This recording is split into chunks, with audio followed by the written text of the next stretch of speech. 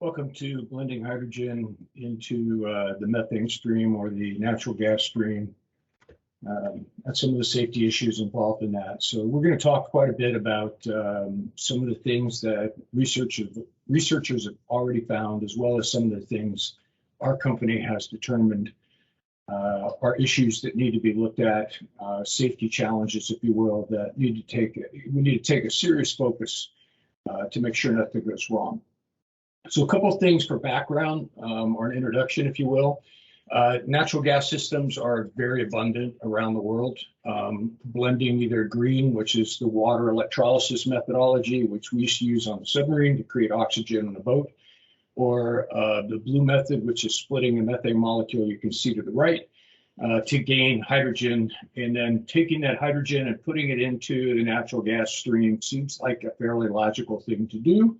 And we're going to talk about that. We're going to talk about some of the concerns in doing that. Specifically, this presentation is mostly focused on the aspect of blending the two things together in the same pipe, in the same storage systems, compressor systems, stuff of that nature. And even we'll get into some of the processes, burners, things like that. There are natural gas pipelines in many countries throughout the world, compressor stations, storage systems, and all of them are designed to keep the gas flowing. At the end of the natural gas pipelines, those things exist for a variety of reasons. Some of them are designed to take natural gas to houses for heating and cooking and things of that nature. And then other ones are designed for process industries in general. And then we also just burn it as fuel to make electricity. So there are a lot of things that we can do with the natural gas that we get. Some of these systems were designed and constructed specifically for natural gas, which is mostly methane. There are some other gases that were out there in the past. We'll talk about synthetic gases, syngas, town gas, stuff like that, and how those differ and what we might see in specific markets around the world. We'll talk about the physical and chemical properties of hydrogen and how they differ so much from methane-rich natural gas. And I will say before we even get started that it's just not prudent to simply place hydrogen into the natural gas stream in any quantity without evaluating all of the systems that it's going to come in contact with. So it's just something to think about that we all need to be aware of, and we really hate to learn from mistakes. So a little bit about me. My name's Jim McGlone. I am a discrete and continuous industrial control systems and process guy. I have programmed and worked on just about every kind of control system there is. I am actually a certified cybersecurity guy. I have a great deal of experience teaching fire and gas mapping. I have a degree in nuclear physics and computer technology and a master's degree in international business. I've done business in roughly 60 countries around the world. I've been to 69. I am a United States Navy veteran. I used to run nuclear power plants for the United States Navy. And I am the co-author of Security PHA Review, which was developed from a small team, myself and one other gentleman, working on a refinery in Europe on cybersecurity and working with some IT people that were consulting on the facility, and we're very frustrated because our view of security was very different than their view of IT cybersecurity. And as a result of that, we realized, touring the facility, going in the control room, the IT guys got upset with me because I noticed that the blast doors on the control room had never been shut and couldn't be shut. And they didn't understand why that was an issue. So that brings to heart some of the disconnect between IT-focused people and industrial control or process control people sometimes. So it is a challenge, and it's interesting because pretty much my entire adult life has been about that challenge since computers started coming on the scene. And when I got out of the Navy in 1988, I literally walked into the IT OT, even though we didn't call it operational technology, we didn't even call it IT at that time. But the people who worked on computers and the people who worked on control systems really didn't talk to each other. And to this day, sometimes that's frustrating, so it's a challenge. There's my Global Industrial Cybersecurity Professional Certificate, and let's get on with the presentation. So, fuel gas interchangeability. I think everybody's got some ideas about how this stuff works. I am going to give you every reference that I possibly can as we go through this. So you'll see it in blue down here in the bottom. Don't worry, all of these are listed on the next to last slide. And if you're interested, obviously you can screenshot this or save this presentation yourself and use it. So a couple things we want to look at is the hydrogen characteristics and how they differ from methane specifically. So the first thing I look at is density. So density is about 8 times different than methane, right? So one of the problems we have is that hydrogen is, and it's funny, I actually put it in the upper left-hand corner for a reason in the picture in the upper right. Hydrogen, when you look at the periodic table of elements, is in the very upper left-hand corner because it is the smallest and lightest element. So the challenge we have is that hydrogen is extremely light, and in comparison to methane, it is going to act very differently. It's going to have a tendency to rise much faster in the atmosphere. The more of it you mix into the methane, the more likely that that cloud will actually rise quicker once it escapes. There are a whole bunch of other things that are going to happen that have to do with density, with compressors and stuff like that. We'll talk about them in a minute. Burning velocity. So one of the things when I was studying nuclear physics, one of the things we learned was a bunch of heat transfer and fluid flow stuff and laminar layers and things like that. So burning velocity for hydrogen is substantially faster. The flame travels much faster than it does in methane. And that causes problems that we'll talk about more in the very near future in this presentation. And then probably one of the biggest ones is the gross heating value. So one of the things that drives burner management systems nuts is the fact that they're designed to control, if you will, for methane or natural gas stream, which is mostly methane.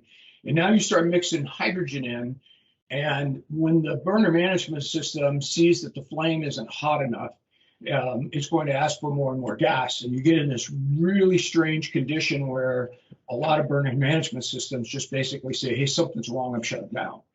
And we've actually seen that. I don't have that referenced on here, but that's something that Connexus has seen is inadvertent shutdown of burners because the burner management system basically can't compensate for the changes. So these are all things that you got to take into account. This is a really good reference for some of the behaviors.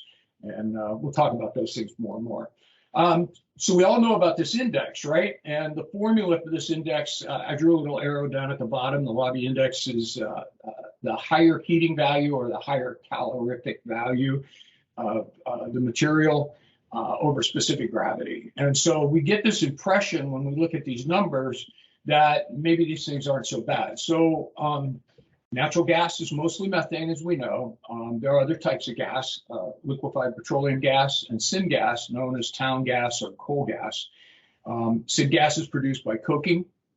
A lot of towns have, like in the UK and on the northeast coast of the United States, you'll find a lot of piping systems that basically have been there for a long time. They originally piped coal gas, or what was commonly referred to as town gas, especially in the UK. And what it did was they used it for lighting originally. So they would actually have these gas lamps in rooms, and you could light them. And if you look back in history, you'll see that people died because the flame went out and basically the gas was leaking into space. And so we learned a bunch of stuff the hard way here. It was very common for people who weren't used to this to go to a city and stay in like a hotel room or something and not understand totally what was going on. And there were quite a few deaths from the gas being released into the space. And unfortunately, it had a lot of bad stuff in it too. So syngas actually has a lot of stuff that says there in the second bullet, pipeable gas mixture of hydrogen, carbon monoxide, methane, ethylene, and some non-caloric gases, including nitrogen. All right, and then mixing hydrogen into natural gas will have an impact on the lobby index. So when we look at these two things, when we look at the mathematics in them, they don't look horribly different. When I look at the upper index caloric value or calorific value, depending upon how you were taught, they look very similar, all right? But the reality is they're not as close as this index would let you believe or lend you to believe. So you need to be careful with this thing. Yes, I referenced the Wikipedia reference here. It's actually very good and it's very neutral. The one benefit of this is that it has input from it's kind of like it's peer reviewed, if you will. Wikipedia has actually gotten quite popular. Combustion gas is a complex process. So combustion itself is a complex process, I'm sorry. So in this image, which I took from reference 1 here, the chemical engineer, and it is this is a picture of a roof-mounted, basically burners, and you can actually see the infrared image of the burners. So one burner is firing high hydrogen content, the other ones are burning natural gas, basically. And you'll see there's a significant difference just in this case, infrared image that you can see. The infrared, once you move away, and you'll find UV and infrared react very differently here. So UV detectors and infrared detectors have very different characteristics. Some work, some don't. And as a matter of fact, when I originally did research for this quite a while ago, I was actually surprised at how little hydrogen detection information there was on the internet, especially for industrial processes. It has changed. In just getting ready for this presentation, I went back to review all this material to see if any of it had changed significantly. It had not. However, there is a great deal more information now. So as the percentage of volume of hydrogen increases, the thermal energy from the burns reduced significantly from the hydrogen. This actually causes a lot of instability. So we have project experience where we've literally been called in because people kept tripping burners and they couldn't figure out why. So these are things that, the refineries are, hydrogen's a byproduct of some of the refining processes. It's easy to take hydrogen and say, well, let's get rid of it. Let's do something with it. So we're going to pump it into the natural gas stream and burn it ourselves here. And so they do. And the net result of that is sometimes if you haven't done all your research and you haven't made the modifications and you haven't talked to the vendor who built the equipment or the engineering company who designed the process, you got to do all that stuff. You can't just automatically assume you can get away with doing this. So flame speed and energy to ignite. So this is a really interesting thing to look at. So the hydrogen flame is more likely to move into deflagration or detonation than methane very quickly. And it takes much less energy to ignite hydrogen. So that's something we got to think about. Those arrows are definitely showing us the difference in those two things is that. And there is some difference depending upon who you talk to about things like flame speed and stuff, because they may do the calculations a little differently or under different circumstances. So you'll see slight variances in these numbers as you go through all of these different reference documents. Which is pretty interesting. It's one of the reasons Wikipedia becomes valuable, because you get everybody to agree on what the numbers really are eventually. In some cases, adding hydrogen to the natural gas stream can actually help to stabilize the flames. If you're having problems with flames, sometimes adding hydrogen actually is a good thing. So things to think about.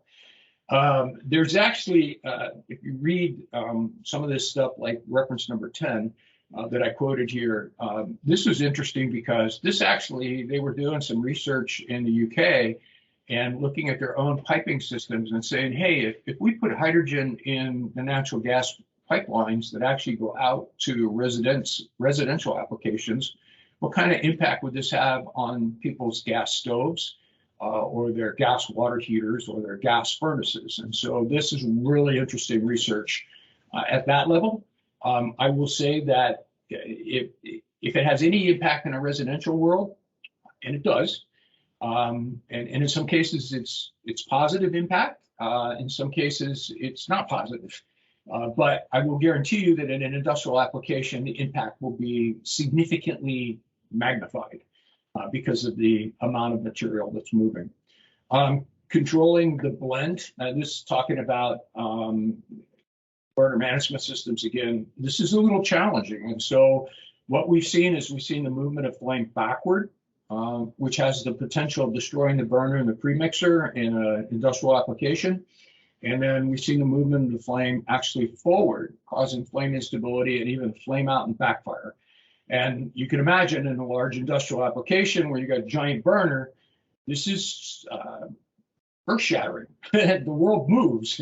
Nobody likes to hear anything backfire in a refinery or a chemical plant. All right, it's loud noises. Anything that's irregular is very uncomfortable for all of us, right? And if you've ever had to run, duck, and hide, you understand. Flame temperature.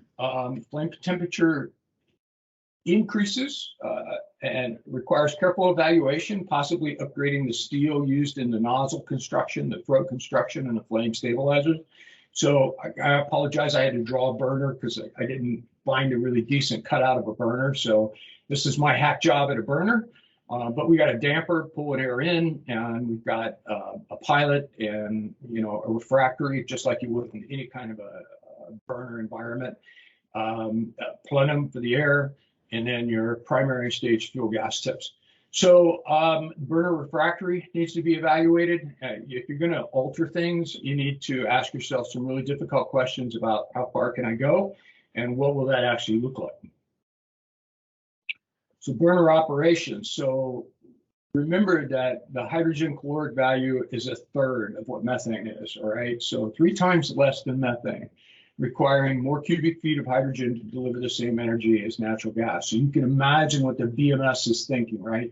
So your burner management system is sitting there going, all right, wait a minute, the math doesn't work here. And depending upon how your BMS is designed, it's probably going to trip, okay? The blend will affect operating curves and combustion air requirements. These are things that have to be evaluated. You're going to have to talk to the vendor who built it in a lot of cases, maybe even the vendor who just built the actual burner itself, let alone the actual entire process. Hydrogen capture at refineries is already causing significant burner management challenges and shutdowns. So I alluded to that. We've seen that quite a bit. And then burner management control systems will need to be altered or replaced in a lot of cases to support blending hydrogen. And I literally do mean replaced. There are certain parts of them in certain processes that they just can't do this. And doing it would be extremely hazardous. So here's an odd thing. The flame on the left is a hydrogen flame, and the flame on the right is a propane flame. Now, I apologize. I found this reference. These guys in Japan did this fantastic work, and I just couldn't not use this picture because it is perfect. I almost went and got a methane and hydrogen bottles and actually was going to try to do this with the burners, and went, you know what, I'm just going to use the picture instead. But hydrogen is the lightest and smallest element. It's much smaller than methane. And especially the methane molecule itself, not just the carbon, but the methane molecule with the hydrogen attached. They've shown that leak rates can increase as much as 4 or 5 times. It's actually so small that it will actually creep through the threads and around flanges. It has the ability to escape, and it's very hard to contain. So you've got to be cautious about that. Because it's easy to escape, things can happen. I mean, you can end up with hydrogen in a space that you didn't expect to have hydrogen. Hydrogen by itself without any oxygen doesn't seem like a bad thing, but without the oxygen, just like nitrogen by itself without oxygen is bad, so is hydrogen without oxygen bad, let alone the fact that a spark could be the end of everything, at least for the person who generates the spark. You have an asphyxiation problem here. Area classification is different than methane. This will change area classification. So depending upon how much you've actually changed the mixture, you have a lot less spark energy required to generate ignition. So area classification is going to have to be reevaluated. That could have magnificent ramifications, unfortunately, to people. Hydrogen's 8 times lighter than natural gas. If the hydrogen content increases, the plume will be more buoyant, just a fact. Increased percentage of volume increases overpressure and the risk of a vapor cloud explosion. So you can imagine, you've got something with a much faster flame characteristic than methane now. Gas detector technology typically in use does not detect hydrogen. Okay, so I'm going to go on and go a little bit further in that so that, you know, as you're increasing the percentage of hydrogen, your gas detectors and your flame detectors may not work right. Small jet fires may not be visible, as you can see from the right, especially in things like instrumentation tubing where you have 1/4 inch, 1/2 inch tubing, stuff like that. And then UV can sense a hydrogen flame. IR needs to be evaluated. And then UV also is going to sense it differently. So you could have a flame, they're going to give off a different amount of energy, right? So in our fire and gas mapping software product that we designed to meet the International Society of Automation's Technical Report 84.00.07 about guidance on performance-based fire and gas mapping, basically how to analyze whether or not you have you're covering the risk that you're trying to cover with your detector array and the type of detectors you're using and all that kind of stuff. So in that software, we have the ability to map flames and the flame energy. And when you change the material, the flame energy changes, right? So a pan fire that they use for the FM 3260 test, factory mutual 3260 test, that flame fire is a certain type of gas in a 1 foot by 1 foot pan, basically, and ignited. Now you're going to burn hydrogen, and instead of that, you're going to have a very different flame characteristic, and those detectors have to be reevaluated to make sure that they can sense. And I suspect that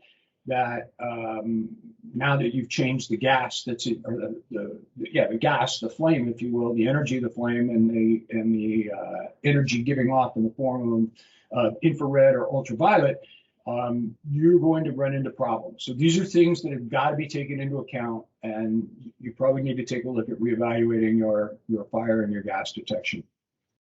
I had some things highlighted here. I went over them already in detail, so I'm just going to skip on. So material problems, right? So this one, this is something that I'm going to readily admit I'm not an expert in. I know enough about materials that as a physicist, I know enough about materials to be dangerous. I studied nuclear physics, so a little bit different. But obviously, we have to worry about things like containment and different types of metals and materials and how they interact with the things that are going on in a nuclear power plant and its subsidiary systems. So hydrogen can cause embrittlement. It reduces the cohesive metal strength. So what happens is you end up with things like blistering and stuff.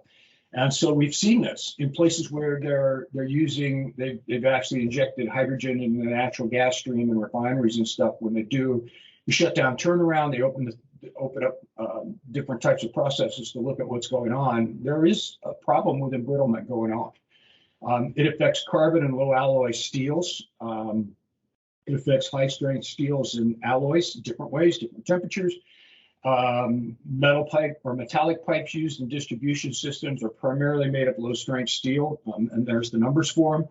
Again, not my specialty. And these are generally not susceptible to hydrogen-induced embrittlement under normal operating conditions. Now you got to ask yourself, did you change the operating conditions? That's a challenge too.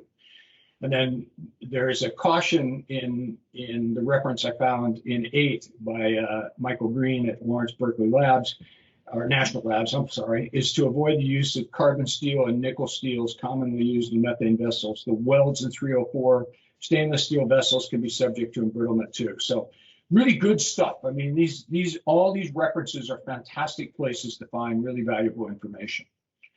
So thermodynamic problems. So we kind of alluded to this. I'm going to talk about it a little bit differently than from the caloric effect. Now what I'm going to talk about is we're going to start packing this stuff, right? So we're compressing it. So when we compress a gas, you compress something like methane, it actually is fairly compressible, and it works pretty well. When we design that curve, it works well. Multi-stage reciprocating or centrifugal compressors have interstage cooling because when you do that, you generate heat, all right? And so that's very common. This is actually something I'm very aware of. I used to pack, we call it packing. I used to pack a lot of stuff. There are things to get packed for on submarines. There's things that get packed on nuclear power plants. So there are things that you need to take into account in doing this stuff. The gas compression process changes significantly as you increase hydrogen in that system. So you can go to the ideal gas law, pressure times volume equals moles, or equals moles of gas times temperature. So you can play with this equation and you can get some really interesting results. What you'll find is that increasing the volume of hydrogen and natural gas requires more compression energy. And as the head pressure goes up, and the pressure compression ratio will decrease, which requires more compressors, stages, more compressors in the system, or more stages in the compressor. So bottom line, before you do this, you need to evaluate your compressors or your compressor architecture, structure, whatever you want to call it, with probably the vendor who built the equipment.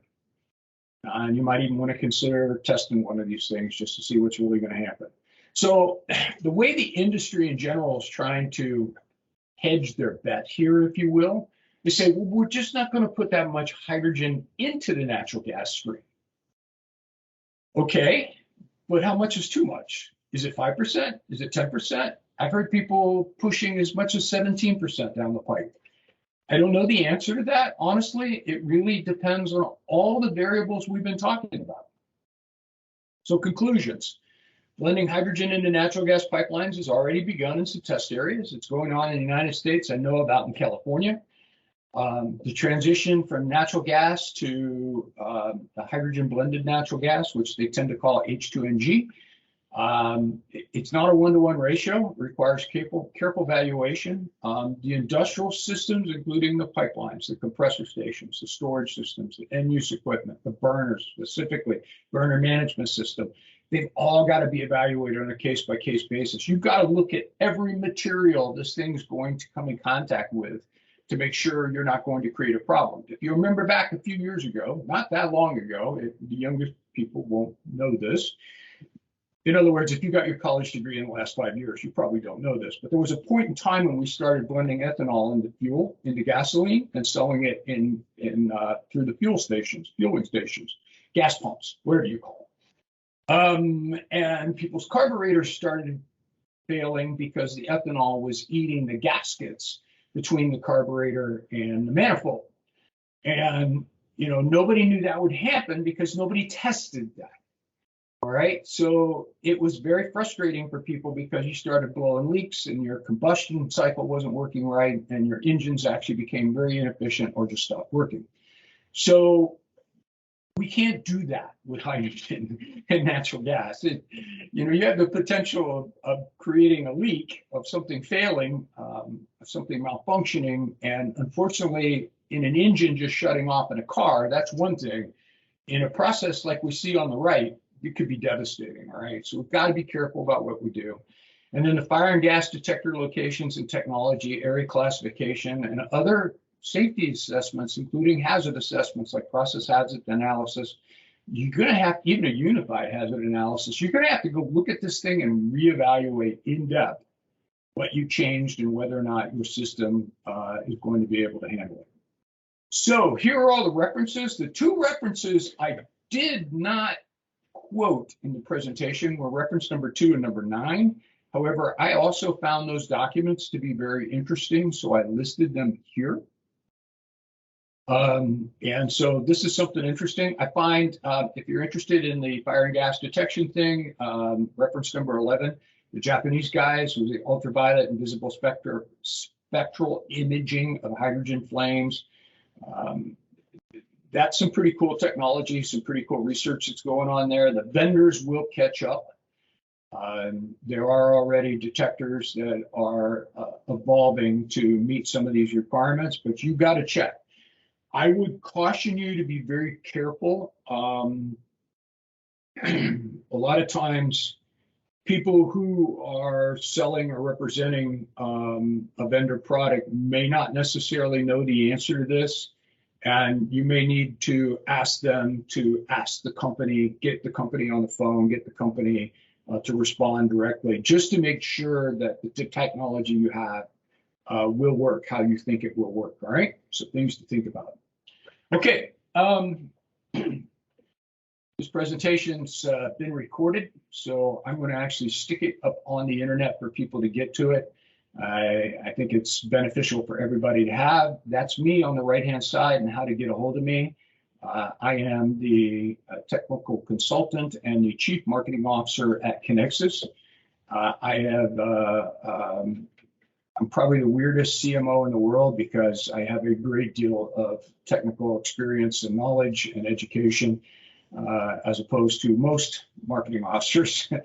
But we're a consulting engineering firm, and we focus on process safety. So as defined by OSHA 1910 or by TUV or whoever IEC around the world, we are a process safety focused company that does consulting engineering for the process safety people or for the engineers involved in trying to figure out whether or not a process is going to operate safely or whether an environment is safe.